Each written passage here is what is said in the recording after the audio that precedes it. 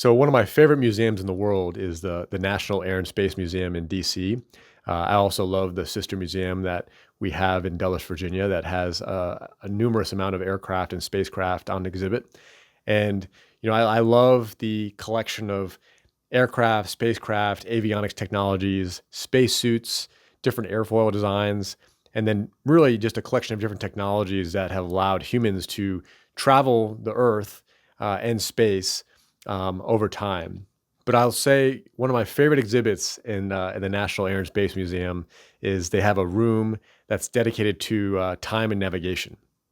And I find myself in this room kind of in awe, looking at all the different methods that people have used to navigate the planet and then navigate interstellar travel. And it all starts with how humans in medieval times used to use celestial bodies, so different collections of stars, planets, the moon, the sun, to find a fixed point in the sky as a reference point to navigate the Earth. And then also, people use dead reckoning. So finding either a hilltop or a ridge line could be like a very specific tree that you're focused on. And that helps give you a reference point when you're walking on the Earth to know, which direction you're going, and then also where you came from if you have a reference point behind you. And, dead reckoning was one of the first navigation techniques that I was taught in the Army. It's kind of one that's innate to the human senses, and it gives you a point in time and a point of reference to basically keep track of where you are. So where you can shoot an azimuth on a compass at that fixed point, and it can kind of give you a reference point where you're at. It can also give you a reference point on where you're at related to a map. And so these are kind of the initial techniques that humans used to navigate the Earth as they were, walking around the planet and sailing across the ocean. And people still use, celestial bodies to navigate to today. There's many spacecraft that, maybe are outside the range of our normal navigation techniques. They can't rely on a GPS signal to know where they're at in orbit.